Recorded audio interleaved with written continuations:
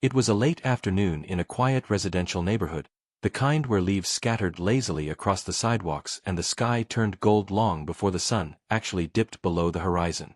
Most people had already closed their windows against the coming chill, and the distant sound of a car door slamming or a child's laughter were the only signs that the world outside hadn't fallen asleep just yet. For Liam, the delivery boy on his last round of the day, it was just another stretch of cracked pavement to cross, another doorway to reach, another brown bag of groceries to hand over with a tired smile. His bicycle squeaked every time he braked, and his worn-out sneakers no longer absorbed the bumps of the road. But he kept going, not because the job was glamorous, or because the pay was worth it, but because he had no choice. Rent didn't wait for good days. Groceries didn't magically appear in his own kitchen. And dreams, well, those had been tucked away a long time ago. He rounded a familiar corner with autopilot precision, eyes scanning addresses like a machine, when something on the sidewalk made his legs stiffen and his heart hesitate for a beat. There, collapsed against the cold concrete, was a dog. Not just a stray, not just a street animal passed out in the sun. This dog was different. His fur was once white but now dulled to a patchy gray with dirt and time. His ribs were visible even from a distance, each one like a silent testimony to days without food. His breathing was shallow, chest rising and falling with the effort of someone too tired to continue but not quite ready to give up. Liam stopped pedaling. Something about the way the dog's body was folded in on itself, the way his paw stretched out slightly as if reaching for something, or someone, struck Liam in a place he didn't realize was still tender. He parked his bike against the curb and approached slowly, half expecting the dog to flinch or growl or drag itself away. But the dog didn't move. His eyes flickered open briefly, enough for Liam to see something raw and quiet in them. Not fear. Not aggression. Just trust. As if he had been waiting. Liam knelt beside him, unsure of what to do. He wasn't a vet, he wasn't even good with animals, but there was no way he was going to leave. The dog's paw twitched, and that's when Liam noticed it, something tied to it. A piece of cloth, weathered and fraying at the edges, wrapped carefully around the front leg. At first Liam thought it was a bandage, maybe someone had tried to help, but then he saw the corner of a paper tucked inside, protected from the wind by the way the cloth was knotted. With careful hands, he loosened the wrap and pulled out the small, crumpled note. It was barely held together, the ink smudged and the corners damp from who knows how many days of exposure. His eyes scanned the writing, slow at first, then faster, then frozen entirely. The note was not random. It wasn't a vet receipt or a forgotten message. It was a plea. A desperate, handwritten letter that seemed to come from someone who had once loved this dog dearly, but had no other choice. The words, though faded, were clear enough to tell a story of heartbreak. The note read that the dog's name was Max, that he had been the only companion of an old man who had passed away 2 weeks earlier. There was no family to take him in, no neighbors willing to help. The man had written the letter before he died, tying it to Max's paw with trembling fingers, hoping, praying, that someone out there might find him and give him the dignity of a warm place to sleep. He asked whoever found Max to not let him suffer. Please, the letter ended, don't let him die alone. Liam stared at the note, as if it were a commandment carved into stone. The air around him felt suddenly heavier, like the weight of that small letter had somehow sunk into his chest. He looked back at Max, who was now watching him with barely enough strength to lift his head. There was no bark, no wagging of the tail, no signs of panic or pain. Just calm, silent presence. Liam felt something unfamiliar rise in his throat, grief for someone he never knew, and love for a creature he hadn't met until minutes ago. He realized this wasn't a decision to be made. It was already made. The old man had passed the responsibility not to the world, but to whoever found the letter. And now, that person was him. He scooped Max up as gently as he could, the dog's body limp but still warm, still breathing. His backpack was flung off to the side as he used both arms to cradle the dog against his chest. The groceries would wait. Deliveries could be late. Rent could be argued. But Max couldn't wait another hour. Liam turned and ran, not to a shelter or a vet office miles away, but to the only place he could think of where Max might have a chance, his own small, crumbling apartment. And as he ran, he didn't think of the cold air burning his lungs, or the weight in his arms, or the strange look a pedestrian gave him as he sprinted by. All he could think about was the letter, the paw, and the unbearable thought that no one had come before him. The door to Liam's apartment creaked as it opened, the worn wood scraping slightly against the floor like it always did when pushed too fast. The hallway was dim and narrow, barely wide enough for a person carrying groceries, let alone a grown man cradling a dog in his arms. He stepped inside carefully, using his foot to close the door behind him, and paused for a moment as silence reclaimed the room. The apartment was small, just one room split by function rather than space. A mattress tucked into one corner, a rusted kitchen sink near the window, and a thrift store table with one missing leg, propped up by a brick. The place smelled faintly of dust and laundry detergent, and although it wasn't much, it was safe, warm, and quiet. Liam had never brought anyone home before, not friends, not dates, and certainly not animals. Yet in that moment, it didn't feel strange. It felt right, as if Max belonged here more than Liam ever had. He laid Max gently onto a pile of unfolded blankets in the corner of the room. The dog's body was light but fragile, his breathing still shallow but steady. Liam quickly filled a bowl with water, the only clean dish he had, and placed it beside him. Max didn't move. His eyes remained half-closed, the way someone hovers between consciousness and sleep, uncertain if they're ready to return. Liam knew that look, had seen it in mirrors when days were too hard to carry and hope felt thinner than air. He didn't expect the dog to suddenly spring up or lick his hand. He didn't expect gratitude. All he wanted now was to make sure Max had a few hours of peace. Maybe a little comfort, maybe a tiny chance of survival. Maybe something more than the cold sidewalk he had collapsed on. That night passed slowly. Liam sat cross-legged near the blankets, his back against the peeling wall, watching Max's chest rise and fall as if timing each breath could somehow help them last longer. Outside, sirens hummed in the distance, and wind pushed against the glass, but inside, the apartment felt insulated from the world's harshness. Liam didn't sleep. His body ached from hours of work, his mind buzzed with questions he couldn't answer. What if Max didn't make it through the night? What if he had internal injuries? What if taking him in had only prolonged the suffering? But then, Max stirred slightly, shifting his head to face Liam, and for a brief second, their eyes met. In that silent moment, something passed between them. Not words. Not understanding. But a recognition of presence. Of not being alone.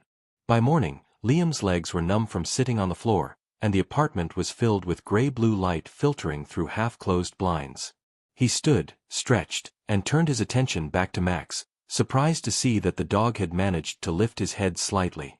It wasn't much, but it was more than he'd done before.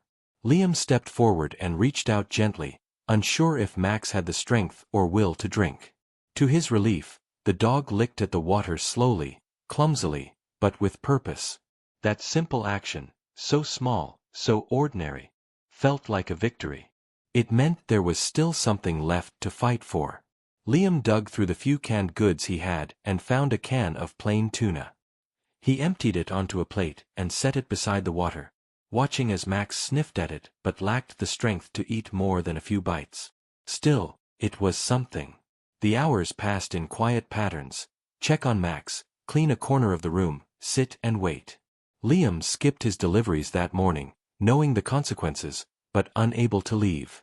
He texted his boss with a vague excuse and ignored the angry reply. This wasn't about work. This was about the only life currently depending on him. Around noon, Liam borrowed an old wagon from the neighbor downstairs, one usually used for hauling laundry or groceries, and padded the inside with towels and a spare blanket. He gently lifted Max inside and began the long walk to the local animal clinic, which was nearly 30 minutes away by foot. The sun was high, but the breeze kept the heat from feeling oppressive. As he walked, people turned to look. Some smiled. Some whispered. Some ignored him entirely. But Liam kept going, one hand on the handle, the other steadying Max as the wheels bounced over cracks and potholes.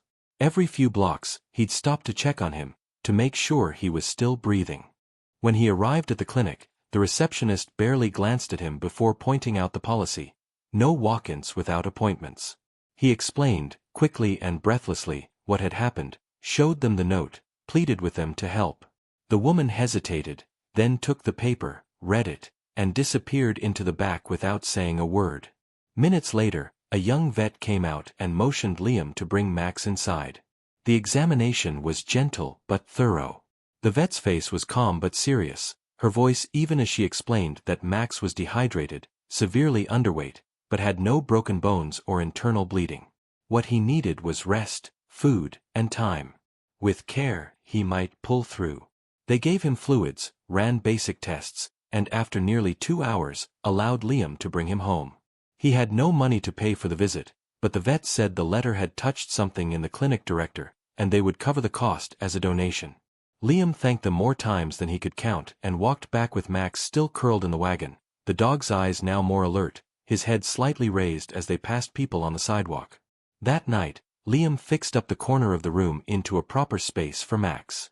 He laid down cushions, adjusted the fan so the air wouldn't blow directly on him, and set out fresh food and water. Max didn't move much, but his gaze followed Liam across the room. There was something steady in those eyes now, less exhaustion, more curiosity. Liam sat beside him again, arms resting on his knees, feeling more awake than he had in weeks. He didn't know what tomorrow would bring. He didn't know how long Max had left. But he knew one thing for certain: whatever the letter had asked, whatever final wish the old man had written, it had found the right person to carry it through. And now, neither of them would be alone again. The following days moved slowly, but with a rhythm that felt purposeful. Each morning began the same way. Liam would wake up before the sun had fully climbed over the buildings outside, his body sore from sleeping on the floor near Max, and the room still quiet enough for him to hear the dog's breathing. There was a strange comfort in that sound, soft and fragile as it was, as if it reminded him that something still needed him, that his presence mattered to someone other than himself. For the first time in years, he had a reason to move with care. Not just to survive another shift or pay another bill, but to ensure that the weak creature lying a few feet away could make it through the day. Max had begun eating in small amounts, licking at soft food from a bowl Liam placed close enough that the dog wouldn't have to stand. He drank more regularly, lifted his head more often, and occasionally shifted positions in his makeshift corner. These tiny milestones felt enormous. Each improvement, each small moment of alertness, hit Liam like a personal triumph. He found himself speaking to Max softly, narrating his movements around the apartment, as if the dog might absorb the warmth of his voice as a kind of medicine. Though Liam was no expert in caring for animals, his instinct led him to clean Max's space, warm his food, and place a hand gently on his back each evening, just for a few seconds, to let him know he wasn't alone. He Googled late at night under dim light, searching symptoms and recovery guides, learning about protein levels and hydration signs, memorizing the names of common infections. It became his private education, a crash course in responsibility he'd never expected to need. The more he learned, the more invested he became, not just in Max's physical survival, but in the quiet possibility that something was being rebuilt inside himself. For a long time, Liam had lived in emotional silence. The kind that doesn't cry or scream, but simply stops feeling anything new. That silence was breaking now, gently but persistently, and it was Max who had started the crack. The letter remained folded on Liam's nightstand, smoothed out and pressed between 2 pages of a notebook to keep it from curling. He read it often, not because the words changed, but because they anchored something inside him. The old man's writing wasn't eloquent, but it was full of truth. It spoke of years spent alone after his wife passed, of Max becoming the only presence that made the house feel like a home again, of late nights and early mornings when Max would rest his head on the man's chest as he listened to old music or read aloud to himself. The man hadn't written much about his illness, only that he knew the end was near, and that his final regret was not knowing what would happen to Max afterward. His handwriting wavered toward the end, the ink fading with exhaustion, but he'd signed the letter with love. That signature, Liam noticed, looked like it had been written with more steadiness than the lines before it. As if, in that one act of surrender, the man had still found the strength to hope. Liam kept the letter not as proof, but as a kind of vow. He didn't need anyone to validate what he was doing. He didn't post about Max on social media, didn't share pictures or ask for donations. This wasn't about being seen. It was about showing up. Quietly. Every day. He went back to making deliveries in the afternoon, arranging his route so that he could return home every few hours to check on Max. He carried photos of the dog on his phone, not to show off, but so he could monitor changes in his posture and weight. It wasn't much, but it gave him purpose. He stopped eating out, stopped wasting time scrolling mindlessly at night. He even stopped buying cigarettes, realizing that Max's presence had made his space feel sacred, like a place of healing rather than coping. One evening, a week after the day he'd found Max, Liam came home to something he hadn't seen before. Max, slow and trembling, was standing. Not tall, not strong, but upright on 4 shaky legs, his head turning toward the door as Liam entered. It was only for a moment, seconds at most, but it was enough. Liam dropped his bag by the door and knelt, watching in awe as Max slowly lowered himself back down, tail twitching once against the blanket. There was a flicker of recognition in his eyes now, a faint light that hadn't been there before. It was as if, for the first time, Max wasn't just surviving, he was responding. Liam didn't cry, but his chest tightened with something he couldn't name. It wasn't joy. It was deeper than that. It was the feeling of being chosen by fate, however quietly, to witness a life rising again from the edge. Later that night, as Liam sat beside Max with a cup of tea in hand, he noticed something he hadn't before. On Max's collar, nearly hidden beneath the frayed edges, was a small metal tag. It was worn, scratched, almost unreadable, but with enough squinting, Liam made out a name and a number. It was the old man's name, of course, followed by a 7-digit landline number that hadn't been updated in decades. Below that, engraved in smaller letters, were the words, "Keep him safe." "He saved me once." Liam ran his thumb over the metal, tracing the words slowly, and felt a chill ripple through his body. Those 6 words said more than the entire letter. They revealed not just a request, but a history. A story of rescue that had once gone both ways. The man had saved Max. Then Max had saved him. And now, perhaps, it was Liam's turn to continue that cycle. Sleep came easier that night, for both of them. Liam stretched out on the mattress while Max curled near the corner, a blanket draped gently over his legs. The window remained cracked open, allowing in a breeze that smelled of early autumn. Somewhere in the city, sirens still echoed, and car engines still rumbled by. But in that small apartment, peace had taken root. Not a perfect peace, not one free of fear or hardship, but the kind born from effort, from presence, from the soft and stubborn belief that healing is possible when someone chooses to stay. As the days grew shorter and the early evenings cast longer shadows across the windows of Liam's apartment, a quiet rhythm settled into place, not imposed by routine or obligation, but cultivated gently through care, necessity, and something resembling companionship. Max was no longer the fragile, collapsed figure Liam had first seen on the sidewalk. Though still thin and slow, his steps had gained subtle confidence, his posture no longer curled into itself as if shielding from the world. He now wandered short distances across the apartment, sniffing at corners, resting his chin on Liam's leg whenever he stopped to rest, and occasionally letting out a deep, breathy sigh that sounded less like fatigue and more like contentment. In return, Liam found himself speaking aloud more often, narrating his day, reading from old paperbacks, and recounting memories he hadn't thought about in years. Stories about his childhood, the mother who used to sing when washing dishes, the father who disappeared too early to leave anything behind but questions. Max never responded, but he listened. And that was enough. Liam had begun waking up earlier, not from alarms, but from anticipation. There was something about the sound of Max's paws shifting softly against the floor, the way his nails clicked lightly on the wooden boards as he padded to the window, that made the apartment feel alive before the city stirred. Mornings were simple: water, breakfast, light stretching in the sun patch by the window, and then Liam would leave for work, only after making sure everything Max needed was within reach. He placed bowls near the soft blanket, left the radio playing quietly with soft piano music, and cracked the window just enough to let in the breeze but not the cold. Each time he returned, Max would lift his head and look at him, tail moving with slow reassurance, and Liam would exhale with relief as if proving to himself that time had not stolen anything while he was gone. But what changed most wasn't in Max's recovery. It was in Liam.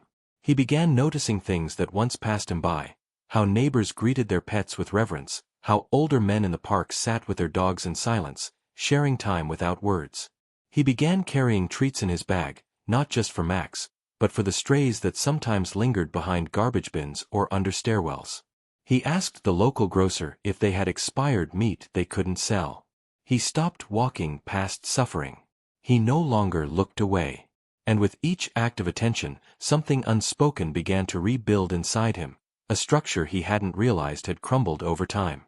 It wasn't confidence. It wasn't pride. It was dignity. The quiet, grounded sense of being useful again. One chilly evening, as Liam folded laundry and hummed without realizing, he noticed Max staring at the door. The dog wasn't barking or growling, just staring, intensely, quietly, with a stillness that made Liam pause. He followed Max's gaze but heard nothing, saw nothing, until a knock came, soft but distinct. It startled him. He rarely received visitors.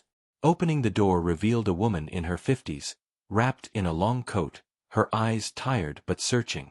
She introduced herself simply as Anna. She had lived 2 floors up for years, but they had never spoken. What brought her to his door, she explained, was a rumor she had overheard in the stairwell. Someone had found a dog, an older one, possibly a stray with a note tied to its paw. Her voice cracked slightly as she spoke. She pulled something from her bag, a photo, faded and bent, showing an elderly man sitting in a recliner with a fluffy white dog on his lap. Max. Liam let her in. Max rose slowly and walked to her, not with surprise, but with quiet recognition. He stopped just short of her feet and looked up. Anna crouched, hand trembling as she reached out, and whispered the name once, like a memory spoken aloud. Max licked her fingers. It was the first time Liam had seen him do that. Anna explained that the old man was her brother, James, and that he had lived alone since his wife died. They hadn't been close in recent years, drifting apart after a family argument, but she had loved him deeply. After his death, she'd returned to settle his affairs, but Max had vanished, and no one knew what had happened to the dog. For days, she searched the neighborhood, left notes, but assumed Max had wandered off to die, as old dogs sometimes do. It had haunted her ever since. She showed Liam more photos, more letters from James, some filled with poetry, others with to-do lists, but always ending with mentions of Max. Fed Max, brushed Max. Max looked at me like he knows something I forgot. They talked for hours, Anna and Liam, drinking lukewarm tea and sharing small silences. Liam told her everything, the sidewalk, the letter, the clinic, the days that followed. She cried, not from grief, but from the relief of knowing that someone had honored the final bond between her brother and his dog. When she left, she kissed Max on the head and whispered thank you, not to Liam, but to the dog, as if acknowledging that he had found exactly where he was meant to be. That night, Liam unfolded the letter once more. This time, he added something to it. On the back, in small, careful handwriting, he wrote the date he found Max, the name of the clinic, and a final line: he is safe. He made it home through someone else's hands. Days continued. Max now stood on the windowsill sometimes, watching pigeons gather on the rooftop across the street. His fur had grown softer. His eyes brighter. Liam bought a small camera with his delivery tips and began filming short videos of Max. Nothing polished or scripted, just gentle moments. Max eating, Max sleeping, Max walking to the door. He posted one video online with a simple caption: "This dog was left to die with a letter tied to his paw. I found it. I read it. I brought him home." The post didn't go viral, but people began commenting, sharing their own stories, their grief, their memories. And Liam replied to every one of them, not for attention, but because he knew what it meant to feel like you owed something to a dog that had saved you without ever speaking. The apartment changed, too. Photos went up. A rug was added near the corner where Max liked to nap. Plants began appearing, small succulents at first, then ferns that stretched toward the window. The place still smelled of laundry and wood, but now with traces of rosemary and dog shampoo. Liam had become someone new, not because of a miracle, but because of a letter, a sidewalk, and the quiet heartbeat of a dog that refused to give up. Winter arrived slowly that year, with mornings that breathed fog onto the windows and nights that crept in earlier with every passing day. The city outside seemed to move faster as the season shifted. Cars sped through yellow lights with urgency, coats grew thicker, and strangers pulled their scarves tighter as they passed each other without meeting eyes. But inside Liam's small apartment, time moved differently. The air was still, deliberate, filled with the quiet presence of two beings who had grown inseparable without words. Max, though still old and fragile, had regained a dignity in the way he moved. His fur had filled in, soft around the ears and shoulders, and though his steps were slower than ever, there was purpose in every movement. He no longer simply survived, he lived, observed, participated. He followed Liam across the room, waited patiently by the door, and curled up at the foot of the mattress each night like a silent guardian keeping watch over the space they now shared. Liam had changed too, not in ways that could be seen by those who passed him on the street, but in the way he carried himself. There was less hesitation in his steps, less avoidance in his eyes. He began talking more to neighbors, sharing updates on Max with the elderly couple next door, even offering to walk their dog when snow made the sidewalks slippery. He found himself lingering in conversations longer, not out of politeness but because connection no longer felt like something to fear. His phone, once a device filled with unread notifications and ignored reminders, now held folders of photos, images of Max sleeping in the sunlight, exploring the park on gentle afternoons, watching rain tap against the glass with quiet fascination. Each photo felt like proof that something broken could still grow back, not into what it once was, but into something equally whole in a different way. It had been nearly 3 months since the sidewalk. Liam still remembered that moment as vividly as if it had happened yesterday. The cold air, the trembling pause, the note tied with such care that it seemed almost sacred. He hadn't reread it in weeks, but he no longer needed to. The words had etched themselves into him, not as instructions, but as a legacy. Max had once been someone's entire world. That world had ended, and somehow, impossibly, the dog had carried the memory of it forward until he found someone else to hold it. Liam had never expected to become part of that story, but now, he couldn't imagine his life outside of it. One particularly cold morning, Liam woke before sunrise.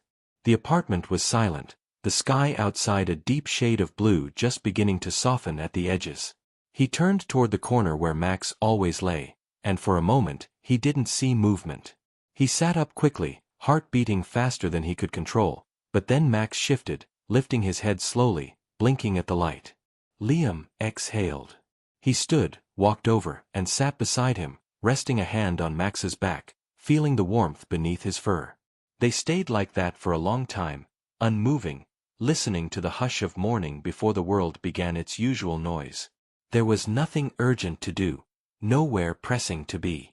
It was enough just to exist in that moment, together. But Liam had noticed something in Max's body over the past few days, a new stiffness in his legs, a slight hesitation before lying down, the way he stared a little longer before moving. It wasn't fear. It wasn't pain. It was something quieter, more final. Max was tired, not in a way that sleep could fix, but in the way of old souls who know when their chapter is closing. Liam didn't resist the thought. He didn't pretend otherwise. He simply stayed close, aware that the time left was precious, not because it was short, but because it had been granted at all. That afternoon, they walked to the park one last time. Max didn't need a leash. He moved slowly beside Liam, stopping often to sniff the grass, to gaze at trees swaying in the wind, to feel the cold air against his face. Children ran nearby, laughter echoing through the space, and Max sat quietly, observing. He wasn't restless. He wasn't watching for anything. He was just present. That night, Liam cooked rice and chicken, placed the plate near Max's blanket, and then sat beside him on the floor. The television was on, low volume, playing a documentary no one was really watching. Outside, snow began to fall gently, covering the streets in a soft hush. Max shifted once, leaned his head against Liam's leg, and sighed. Liam placed his hand over Max's heart and stayed like that, unmoving, as the night deepened around them.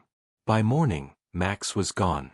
He had passed some time before dawn, curled in his favorite spot, body still warm when Liam opened his eyes and reached for him. There were no signs of pain, no struggle. Just peace. Just rest. Liam didn't cry right away. He sat for a long time, hand resting on Max's side, as light crept slowly across the room. When he finally stood, he folded the blanket around Max with the same care someone might use to wrap a newborn, gentle and deliberate. He placed the collar beside him, the tag still worn but readable, and the letter tucked inside the fabric, not as an artifact, but as a promise kept. Liam called the vet clinic. They remembered Max. They offered to help with arrangements, and Liam agreed. He didn't want a service or ceremony. He just wanted Max to be remembered by those who had helped him live. A small urn was offered, and Liam accepted. He placed it on the windowsill, where Max had once watched the world move by with quiet fascination. Weeks passed. The apartment felt emptier, but not hollow. Liam still woke early. He still took slow walks to the park, sometimes bringing a biscuit or treat in his pocket, which he now gave to strays or dogs passing with their owners. He began volunteering at the animal shelter on weekends, cleaning cages, feeding rescues, walking the dogs that waited for someone to notice them. He never looked for another pet, not because he couldn't bear the loss, but because Max had filled something so completely that rushing to replace it felt like dishonoring the space he had left behind. Liam started writing. Not novels. Just letters. Stories. Memories of the sidewalk, the letter, the knock on the door. He titled them, What I Learned from a Dog, with a note tied to his paw. He posted one online. Then, another. People read them. They wrote back. They shared. And in doing so, they gave Max something more than peace. They gave him presence in the world he'd left. And in time, Liam understood something he hadn't before, that Max had never truly belonged to the old man, or to the apartment, or even to him. Max had been part of something much larger. A chain of quiet rescues, passed hand to hand, paw to hand, presence to presence. And now, it was Liam's turn to carry it forward.